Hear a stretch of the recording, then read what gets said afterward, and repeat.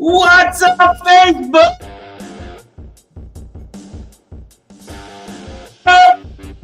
It's another edition of the Superstars podcast with yours truly, the superstar, John Levine.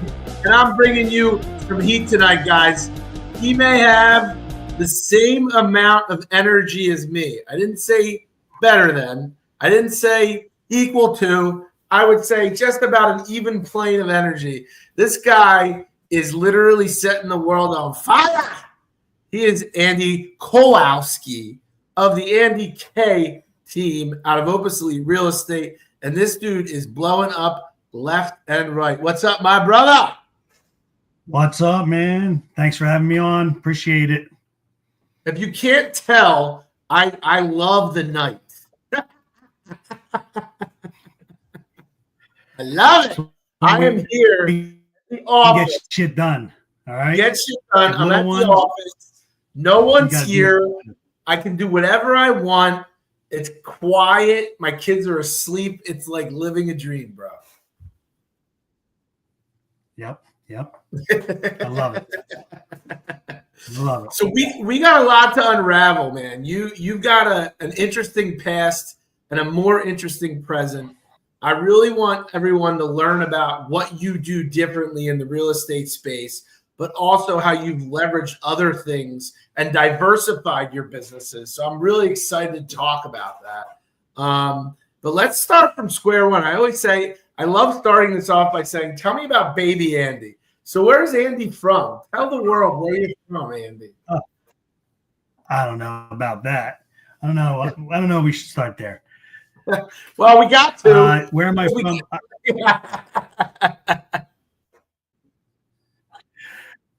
So I was raised in Warminster, Pennsylvania, and throughout my childhood, I was not the rebel, but I was always kind of, I don't know how to explain it, just kind of focused on one thing. And really it was being self-sufficient, being financially able, and just, even at a young age, like I was not baby Andy, but through my high school, I was selling candy. Back in the day, they didn't have cameras or anything in school. So I was selling probably Roman candles, fireworks, quarter stick of dynamites. I was selling everything except drugs. Okay. And with Andy the Candy Man, that's what it was. I like that. Literally just sold whatever I could. I would sell turtles, little baby ball pythons I would get at like the flea market. I would sell whatever made sense, whatever people wanted. So parents would take me to, Sam's Club over the weekend. I would load up my candy and we'd go. So Andy the Candy Man. So tell me, what was the drive at such a young age for that, man? Did you want like a cool pair of kicks or like the sickest bike, or what was it? I did. So at age 10, my parents were both like two jobs, like just crazy to support us and my sister, myself, and I have a 10-year younger brother. So what drove that was I wanted the second generation back in the, I was in 88. So maybe the third or fourth generation, I guess it was, Air Jordans. And they were like $115 back then. And, I wanted them. And my mom's like, look, you want them, get a job. Okay. You got to see, you're going to grow out of them in like 6 months. Job.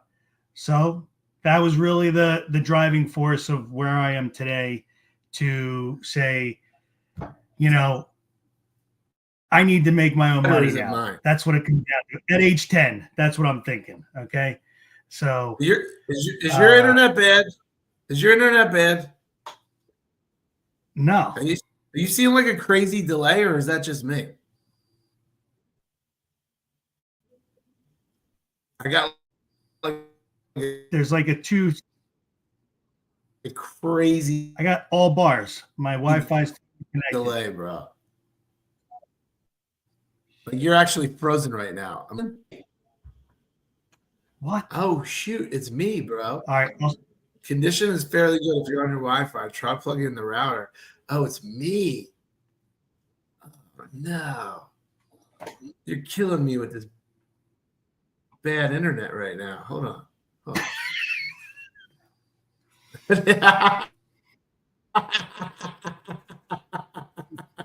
This happens every time with us. I don't understand it. I don't get it, bro. Hold on. Let me see. Am I better now? Do I come across clear? Yeah. But there is a delay. It's like a massive delay or what? There's a delay, right? Is it me? Oh my I'm God, all fully loaded. I'm in the office, bro. I'm fully loaded too. Come on, man. This is crazy. I don't get it. All right, hold on. Let me see if I can. You think if I switch to my phone thing, it'll do it? Hold on. Let me see something. Hold on. This is crazy.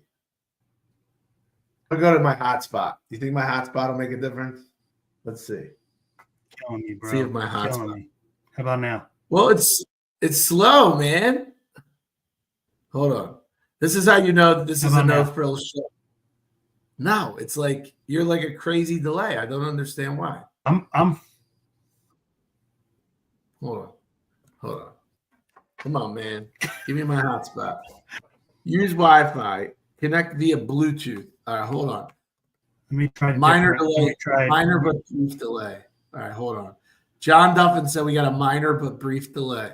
Hold on. Let me see if switching to my phone is going to do it. Let's see. Come on, man. Johnny. Why is it that every time I do this with you, something goes wrong?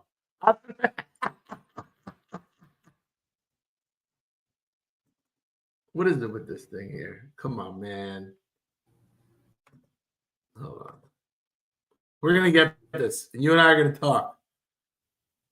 Connected. Not connected.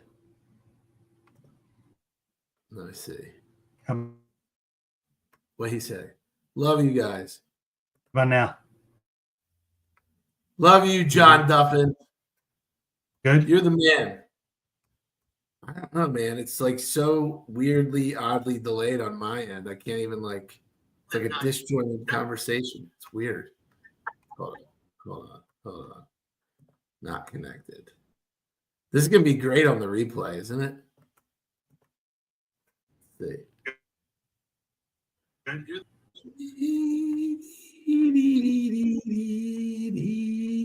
And we got 4 people watching this mess now.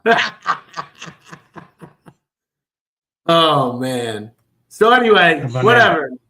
Let's just keep going. I think I'm feeling a delay, but it is what it is. Let's get back into the Andy the Candyman. So tell me about these Jordans, man. I want to hear about these Jordans. Oh my gosh. That's so funny. Who do we got watching? Everyone's leaving now because it's delayed. Thanks. How about now? Are you delayed? You're killing me, bro. You're killing me. Tell me about these friggin' Jordans, Andy the Candyman.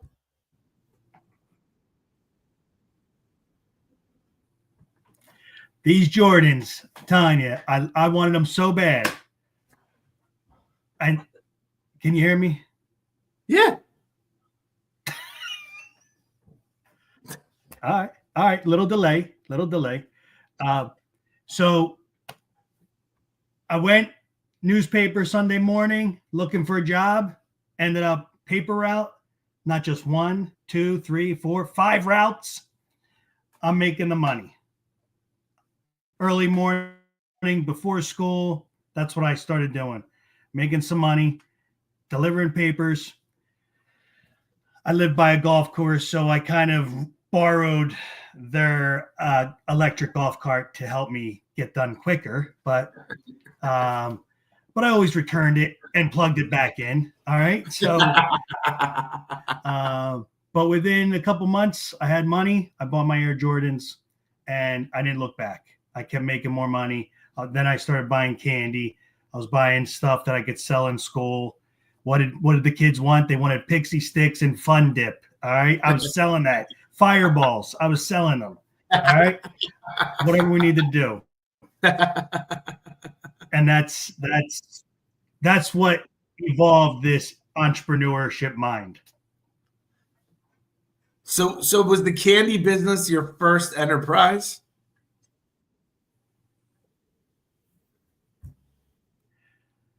Yeah. Okay. So yep. I should have freaking I could have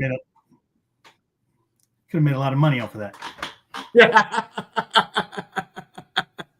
So talk to me about, so you get through the candy business, you're making money, then what? Talk to me about Andy. What's Andy like in high school, dude? Like, were you a ladies' man? Were you a dancer? What kind of music were you into? Give me the whole, like, take me back to that time.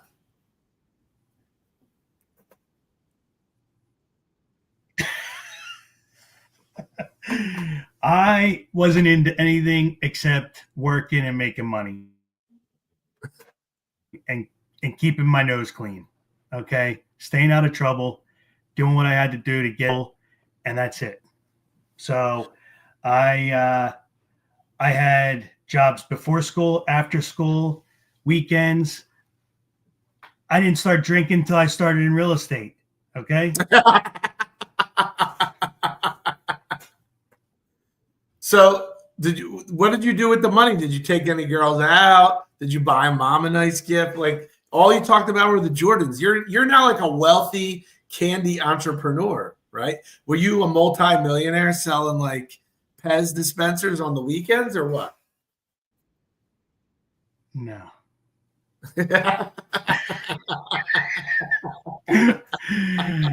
No, I only had like 50 vendo machines everywhere, all right, in all the schools. No, I'm just kidding.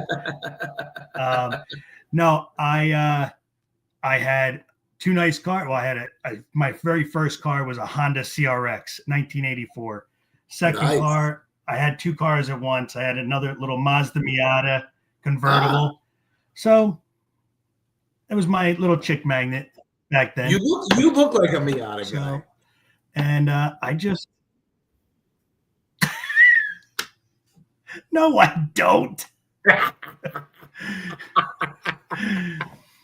I even went and I ended up buying an old 1952 Cadillac Sedan DeVille 62 series.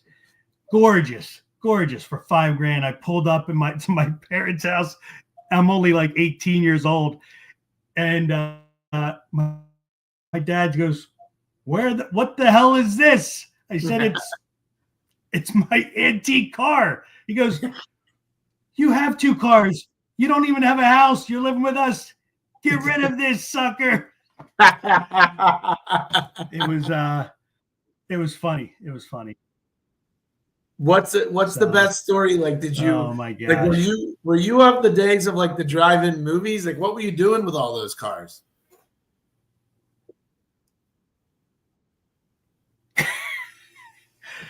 I just picked one to drive it, and that was it. I didn't do anything. I just liked certain things, and that was it. And I had the money to buy it. All right. So what's your first real job? So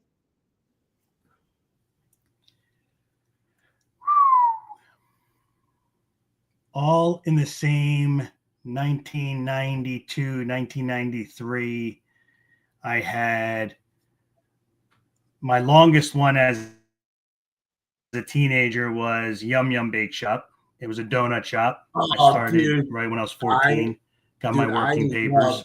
I was a cleaner.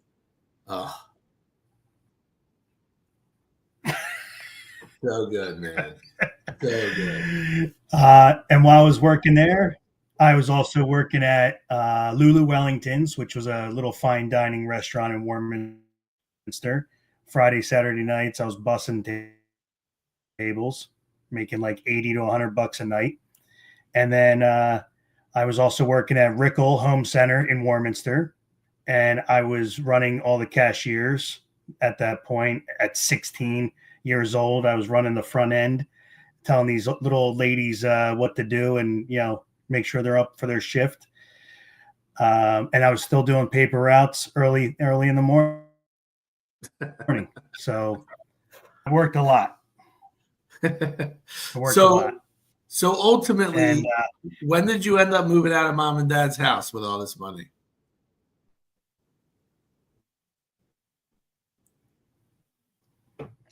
Well, I lost a lot of the money, from some girl trouble, all of that.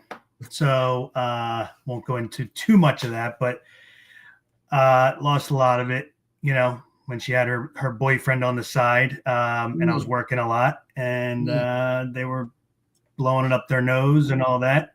So, that kind of hurt a lot. Ooh, I don't mean to laugh. I didn't really move out of my parents' house until,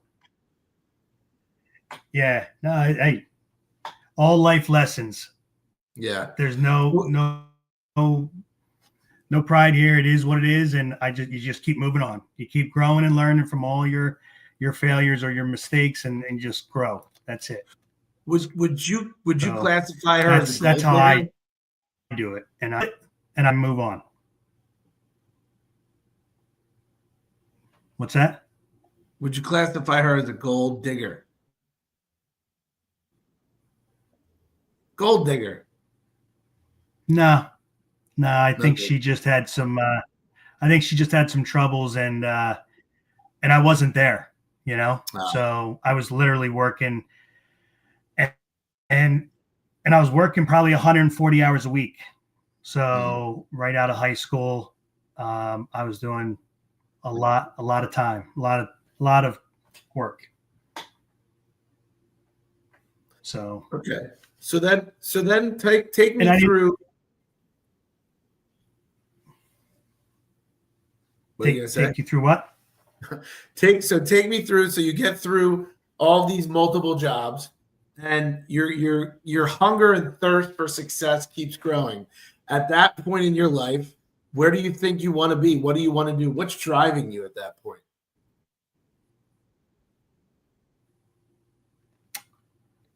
While I was doing a lot of hours at Yum Yum, I was actually doing.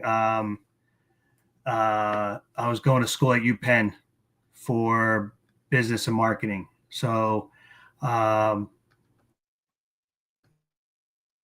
which I couldn't sustain for very long plan, figuring out how I could recreate Yum Yum, but also make it my own. And also, this was the time where the old Dunkin' was failing. They were closing up, and there wasn't even a Starbucks yet. So all of these mom and pops were kind of still around. They beat out the flow of Dunkin' Donuts back in the 80s. So this is like mid-90s, 1990s. And so what happened was I would start looking at, and I would be sitting at these old gas stations, these corners, counting cars. And instead of paying the township with those strips to count cars, I would go and I'd literally sit there as I'm writing my business plan and counting cars going by, seeing how much traffic, early mornings, every hour, stuff like that. And I build a great business plan, marketing plan. I trademarked it, Joe on the Go. So what I wanted to do was have a drive-through coffee shop. The old Kodak kiosks that were in the shopping centers, that would be my Joe on the Go. So I would have both drive-throughs on each end, and just, I had it's all in my head. Well, I have it in plan too, but so I had that. That was really the start of I wanted to go out on my own and do something and create opportunity where there was none, and make it more convenient. And every location years later, when Starbucks boomed, every location that I sat at, I remember in those mid 90s, there was a Starbucks there by 2002, 2005. And I was like, son of a bitch. I knew it. So, I just had that. I just had that vision. I had that feel and everything, so it was good. That kind of propelled me, not working so much. I got into the pizza business. So growing from there, I Donato's. I worked at Donato's Pizza. So I opened up, 18 locations in the Philadelphia market, with some in Florida, one in the Smithsonian. There were some in Berlin, Germany. So I was more like I grew it as a manager to just start helping opening teams, building their management team, their whole structure to make it profitable within so many months, and then go on to the next location, build it out, grow the team, train, market. And so I did that for 3 or 4 years. And then I got burned out, and I saw the writing on the wall with McDonald's stock just plummeting because they just had endless amounts of money just flowing out. There was no budgets. There was nothing. So I said, people need 2 things in life. They need food and they need shelter. I've done the food thing all my life. I'm either going to build homes or I'm going to sell them. I took, I don't know about the easy way out, but I took one of the ways and got my real estate license. I started selling. So you today, by definition, 21 years later, a classically trained business individual, and everything you did, you took notes and you used that knowledge to then grow in the next phase of your career. Did you end up graduating from Penn? Yeah. No, it was, like I said, it was very short-lived. It was probably a semester, maybe a semester and a half. Okay. So, and then that was it. And so the drive down, the drive up from Doylestown, all of that, it was just, it was a lot. And trying to juggle work and make money and pay for school too and everything. I was like, I couldn't keep it all together. Now, do you think, I have a question for you. Do you think that, someone, or I should say you, are you able to plug and chug? Are you capable at this point to basically grow any kind of business with the way you've designed your systems?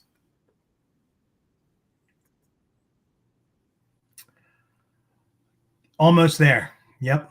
Yeah. I mean, I have a great core team with VAs, with my virtual assistant company, which really helped me, be able to now really execute on my visions and my dreams, and not just be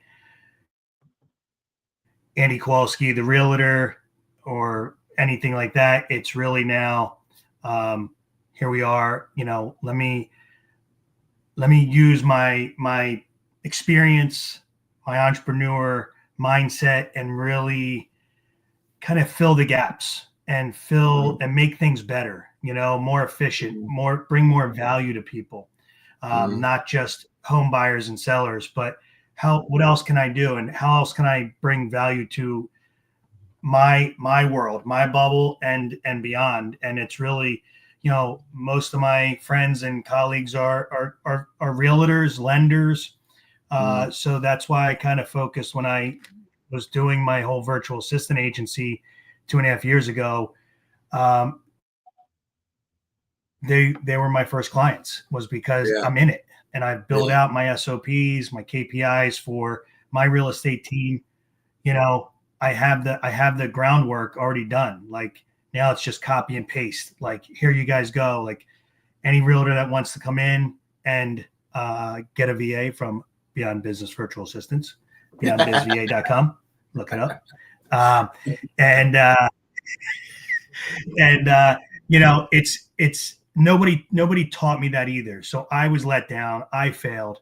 It was a learning experience once again, where I used two different VA agencies that they took my money and ran, and they didn't give me any support. They didn't give me white glove service.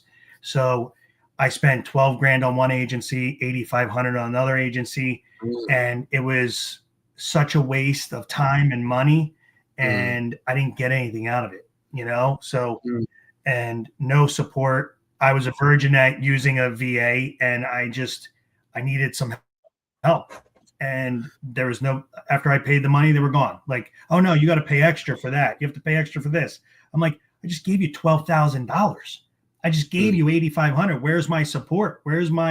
How do I even pay them? How do I you seem like you're pretty fearless. So that's what we do different. Money on business and yourself.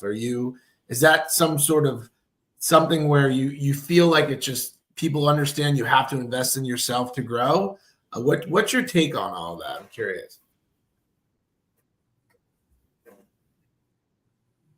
That's a good question. I do it because I feel like, I'm investing in myself, and I've spent, I'm telling you, probably hundreds of thousands, if not over $1 million or $2 million in research and development, in being ahead of the curve in everything. So in real estate, I was the one that had, sign writers with text codes on them when people were like, who's going to text something? Like, nobody texts. Nobody's going to pay for a text to find out information on a home. I had that ahead of time. I had QR codes back in 08, 09 when people are like, what? Like, what do you do with that? You had to download a certain app to even scan this QR code. Now you can just do it with your iPhone camera. Like, I've done, like, my business card was a QR code back in had to be 06, 07, 08, wow. And when I was with Prudential at the time. So like, I've always just wanted to stay ahead of the curve, be that agent that was always investing in my clients and my learning, my experience, so that I could say, look, that's not the right way to do it. This is how we're going to do it, and this is what the return's going to be. Or this is how we're going to get more traffic. This is how we're going to go and grow and get your property sold quicker. This is how we're going to do it. So always investing in, and you call it the shiny object syndrome all day long. That's probably what I have big time. I've curbed that down a lot as I get older. I could see from all of my experiences what really to do and not to do, and where to spend the money, or if someone's just pulling my leg or what. It's kind of, you still got to invest in yourself, and if it's not money, it's time. So you're sitting in a class learning, or you're paying and you're having someone else do it for you, So are you an entrepreneur masked and camoed as a real estate agent? Or are you a real estate agent that's diversified into an entrepreneur?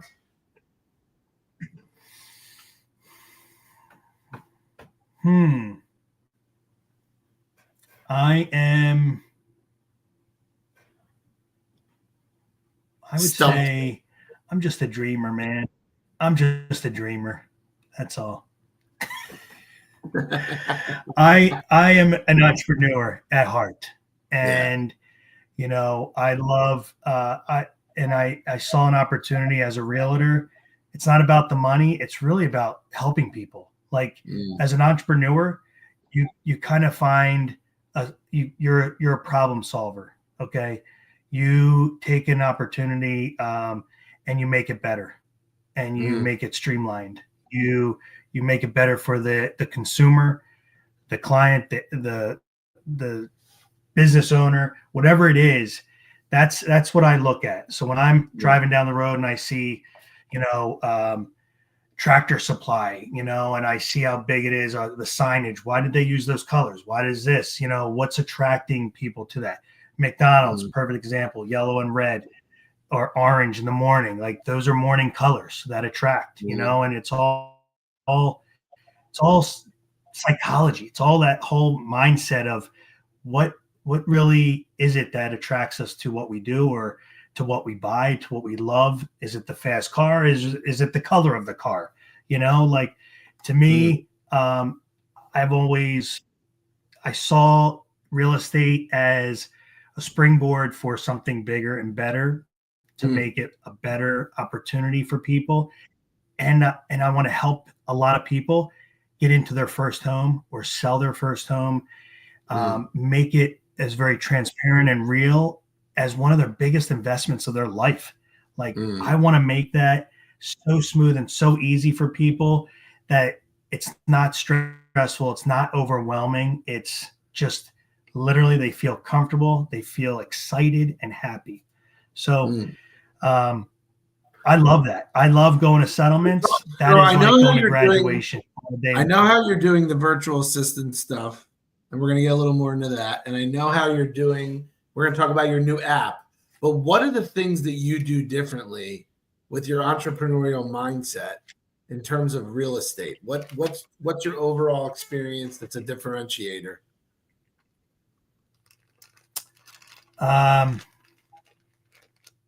As far as marketing, or just myself? Both. I want to hear the nuggets. The nuggets. I think it's just being real with people, and I've learned in my career early what not to do.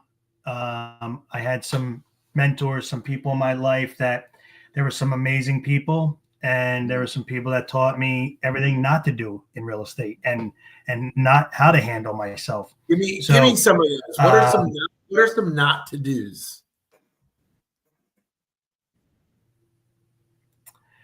Just ethics, and just don't pretend. Don't be an actor. I acted a lot in the beginning. I had to pretend I was a big time seller in the New Hope, Solebury, Newtown, New Hope, Doylestown market. And honestly, in the beginning, I didn't sell shit. I didn't have the business. I didn't have that sphere. I was 24, 25 years old. And it was like, right from there, they teach you, just pretend you're on someone's team, or pretend that you're this or that, and you're just, you're very successful. Like they teach it, and it's like, okay, where does that get you? And then when they really find out when they're spending. You said 20 something. How long have you been a realtor? Well, 21 years. So what was it? I'm 47 now. So 26. You are a ninja master before social media. Side hustle. So really, it's really just being authentic. Being true to yourself, being transparent. Like I said, it's one of the biggest investments in people's lives, and you can't act. You can't today, especially with the internet, with everything. You can't yes people to death.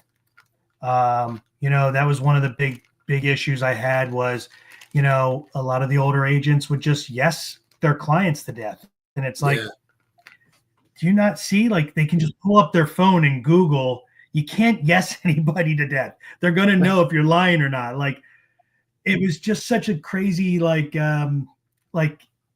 way of doing business. And I'm like, you can't fake it anymore. You can't fake it till you make it. Like people can find you and know how long you've been in business.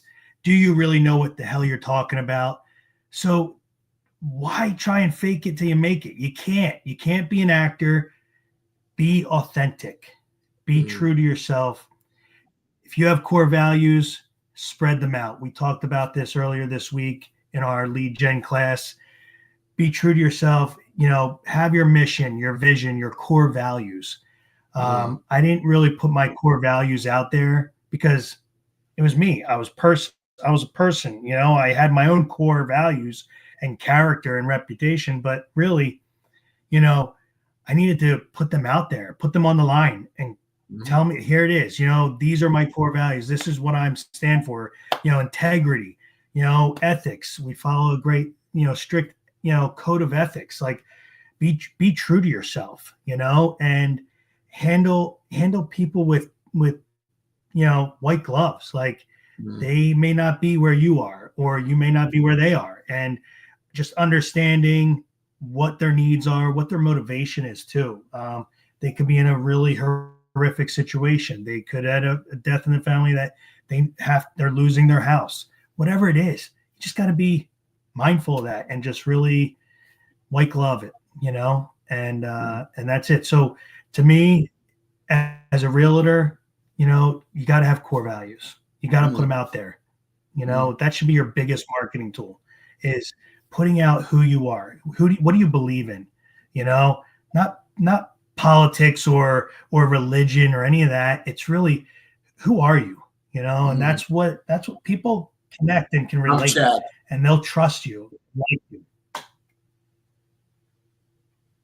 So that's my story. You're frozen. You're frozen. You're still frozen. I'm not frozen. You're frozen. You're frozen. I'm not frozen. This is ridiculous. Oh God. So you get into this, you start selling some homes, you love real estate. So how do you put the kerosene on this? Is it your love of tech and adaptation of new technology that allows you to start becoming the Andy K team? Because you really, when you look at what you're doing online, you look like a big powerhouse, man. Thanks. Hey. But what was it? Was it the AI stuff? What really was it, you learning on your own and figuring out how to put it all together? What was it that allowed you to take that to the next step? My virtual assistants. Yeah, so let's get into that. Yeah. I really want to learn all about it. I mean, I'm excited to hear more. Tell people why they need a virtual assistant, man. Give me a breakdown. The social media world, the online market, if you're a business owner, a solo entrepreneur, whatever, you really need to have somebody managing your social media. It's all about consistency. If you don't have a consistent brand all through your platforms, it just doesn't work. And people are like, oh, how can you spend, full-time person managing your social media? I'm like, I don't. I have four full-time people. Okay. Not just one. And they're like, what? I'm like, yeah, I have video editors. I have content creators. I have people that give me scripts and I review before I want to make them my own, but they give me ideas. They give me value to give to my clients, to my audience. So would you say that's the single greatest discovery you've had since getting into real estate? Is that the single greatest? Is that the single greatest discovery you've had since getting into real estate? Yeah, I actually jumped into purchased a virtual assistant back in 2009, right when the market had crashed. And I couldn't afford it. It was very expensive. It was very taboo back then. The English was not great, but I was looking for opportunities to grow, and get my listings sold. And really, social media wasn't what it is today. It was 2009. So everything just kind of started. Even Bitcoin just started in 2009, right? So it was a whole getting a virtual assistant, and that was they were from the Philippines too. It was through another agency that's still around, but it was it was like 10 grand a month. And I literally only paid for 2 months. And I was like, this isn't helping. And they're not even speaking English. And my client, I can't have people hanging up on me, or them. And tarnishing my reputation or my brand. So I canceled it. It was horrible. So that was my first experience. But I knew, before the recession, before the pandemic, it was a need of mine because right during the pandemic too, I hired my last director of operations that was very expensive, yearly cost, salary, plus paid time off, plus sick leave, plus this, plus that. And, almost 75 grand a year, but yeah, they were here in my office and local. But after 6 months, there was nothing getting done. Like it was, everyone was comfortable. Nothing was getting done. And I wasted a lot of money. And that's when I knew, okay, you know what? I'm going to go back to the virtual assistant world. I started researching, saw this company that was really doing a lot of marketing. So I was like, all right, I'll try them.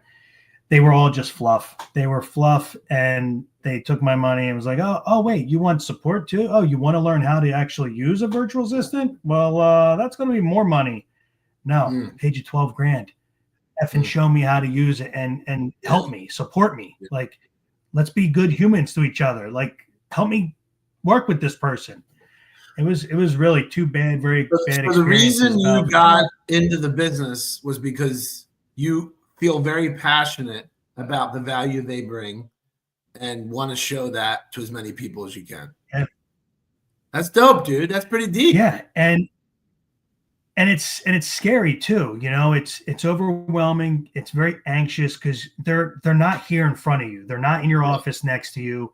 They're across the world. Like, how do I even know if they're actually working? How do I know if they're getting stuff done? Like, how do I pay them? How do I do this? There's so many questions that we have here in America, and how do we work with people overseas?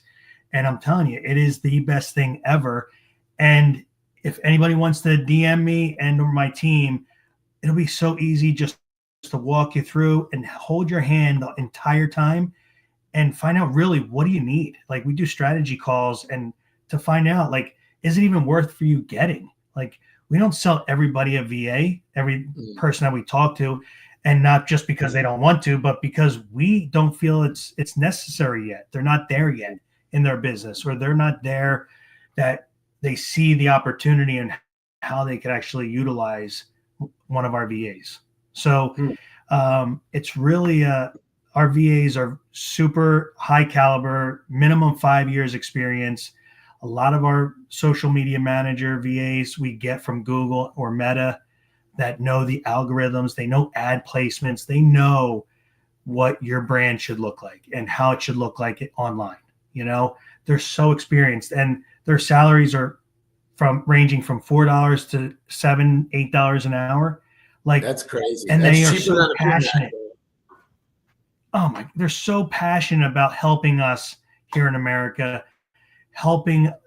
showing us what they have and what they've learned over the years. Like, they are so passionate about their job, and it's like, it's rewarding for me as an agency to help people in the Philippines get more than $1 or $2 an hour from Google or Meta, because that's all they pay them. They hire thousands and thousands from India and the Philippines at $1 or $2 an hour. They train them like crazy, but they come out of it and they're now getting $4, $5, $6, $7 an hour, which is great, and I get to help people in the Philippines, and I get to help people around here all over the country. We have a couple clients in, Toronto. We have one client in Australia. Like, we're growing and slow and steady, and it's all about just one-on-ones, really helping people that really can see the value, but also utilize the services to really springboard their business or free up their time just so they can have time for their family and not worry about the nitty-gritty or the whole. That's what it's all about. Go. That's the most incredible thing. It's the time. It's the time, right? Yeah. It's absolutely the time. So worth it. They always talk about what's your highest and best use of time. And if you can find ways to be more efficient in this gig economy where we all have 2, 3, 4 jobs, right? It's Yeah. the time that makes Yeah. it so valuable, man. Yep. That's And as a incredible. 47-year-old with a 4-year-old and a 2-year-old, I need to spend a lot. I want to spend a lot of time. I don't need to. I want to spend a lot of time with my kids and my wife and enjoy them, and also still be the entrepreneur that I am and creating value and creating opportunities um, and solutions for people in their business, in their life, in their world. Like I love that. I love helping people. I love giving, and really just it's rewarding for me. And sometimes I don't get anything out of it, financially, and that's okay. It's okay. It's all about really, is there an opportunity here? Will they value my time too? Because a lot of people, they're time wasters, and you got to Yeah. weed through that too. Not everybody, or we're just so busy and we're so wrapped up in our world and our craziness, we can't even see, what is it, the forest through the woods, or the woods Yeah. through the forest. Like literally, we can't. We're just so bogged down, and we're so crazy in our phones, working, this and that all the time. My wife used to tell me when we were dating, like, oh, the three of us going out to dinner again tonight. I'm like, the three of us? What the heck's she talking about? And she's like, me, you, and your phone. I'm like, well, yeah, if you want them to pay the bill, because they're my clients. Like my phone rings, I'm jumping, and that's how it was. Like now it's not that way. Like I didn't set boundaries with my clients, with anybody in my life. So today it's a different story. There's a lot of boundaries put up all around, and it's really, you know, it helps me organize too, my life, my world. It was chaos before. Chaos, entrepreneur, like it was just chaos. Like there was no rhyme or reason. I'd wake up, how many people call me, text me, and I would go. It was like just not putting out fires, but I was always reacting instead of, getting the opportunities ahead of the time. So, and that's it. So hopefully those are some good awesome nuggets for our audience. So talk to me about this new app, man. Tell everyone what's the story behind it and how they can grab it, and what's the goal? What's the dream of this app, man? Well, I spent a lot of money with a developer to help build it. As a realtor, we hate Zillow. Okay. I used to spend a lot of money with Zillow, 15, 20 grand a month with Zillow for years. Was it worth it? It was worth it. I had a couple lender partners helping with the pay. But overall, we are feeding a beast that was going to take over our lending industry, pretty much almost all of our real estate industry. They're growing. We were feeding the beast, and it was not good. So really, I wanted my own app, really for my team and my clients. And then I said, well, our MLS serves 7 states right now. I'm not licensed in 7 states. I'm licensed in New Jersey and Pennsylvania. I really only go into Mercer and Hunterdon counties in New Jersey. And I really kind of stay around Bucks, Montco, Delaware, Chester County. I don't go into Philly. My team could or will, or we refer it to one of our colleagues in our office. So I really I'm like, okay, so how do I do that? And how do I refer the business as I'm generating more users and more downloads of my app? How do I refer people? And it's kind of like, why not just kind of have like a little mini Zillow in our area that we can build realtor partners to, benefit from these leads that I'm generating. So I've learned over the years of research and development with lead gen. I've tested them all. I've used them all. I've spent hundreds and hundreds and hundreds of thousands in lead gen over my lifetime. And, it's really, Can you with my virtual be a assistants, high producing, high volume agent without that stuff? You can. It's if you have a strong sphere, or you have an anchor of maybe another business that you have clients coming in every day, or other source of customers, if you were in a different industry before and your clients kind of followed you into, oh, look, I'm in real estate now. Like I tried that back in '04 whenever I started. I think it was '04 when I started. And I had all the contacts from all of our Chamber of Commerce that I signed up for. So I thought I had a big network. When I found out when I started a new hub, I really didn't have anybody. And we were just, if you emailed more than 50 people a day, you were blacklisted or whitelisted. So you couldn't do anything more than that back then, which is kind of weird today. But, so you can be a good top producing agent, but most large producing agents, they all have some type of lead gen, to help their team, to give their teams more business, and to get more listings, So scared money don't make money. True. All right. So what does the world look like for you in the future? What's your goals and dreams? What are you envisioning for yourself? What's the next trend? What are you seeing? Gosh. Well, AI is coming in quick and fast, man. We've been all over it the past year, this past 6 months, past year, and it is just evolving so crazy.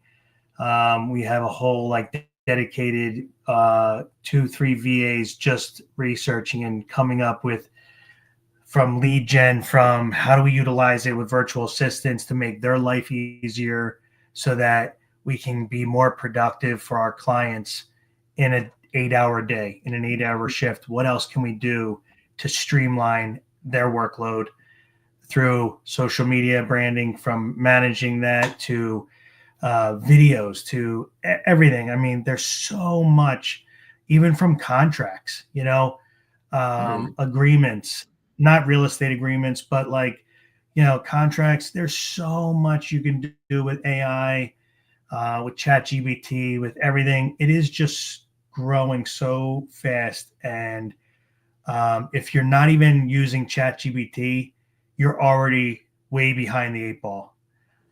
Like you guys, anybody listening, you guys got to get at least the free version of ChatGPT on your phone. Start learning it. Let ChatGPT know who you are. There's some prompts I can also get, we can put in the chat or whatever too, that are really amazing to kind of build a great relationship with you and ChatGPT, so that ChatGPT could really help you excel and know who you are. Like my ChatGPT is named Ace, and Ace and I do a lot of work together on the weekends. I throw a lot of crap at him, and so it's also your therapist. Almost. It's close to it, but no, I have so much, I have so many more visions and ideas and businesses that are just and it's all about timing them. When's the right time to really pull the trigger? When is it, did I already miss the boat on 1 or 2? Where are we at? And it's really, Andy, I'm going to tell you something. I'm going to be completely honest. Yeah. I still think there's a market for Joe on the go. Nah, we missed the boat. Maybe if Starbucks goes bankrupt or something, Well, I got to tell you, man, it was such a pleasure getting to know you more and understanding a little piece of what goes on inside that beautiful mind of yours. Because you certainly are a dreamer, my man. Yeah. Well, we got to have you on for more episodes, because what I love about you the most is that there's going to be more. So the next time you come out with something, Will you do me a favor and come back on so we can launch it here? Let's go. Let's grow. My brother. Andy K, tell everyone how to get a hold of you, Appreciate my man. 215-778-4501. Sell Text it, baby. Me.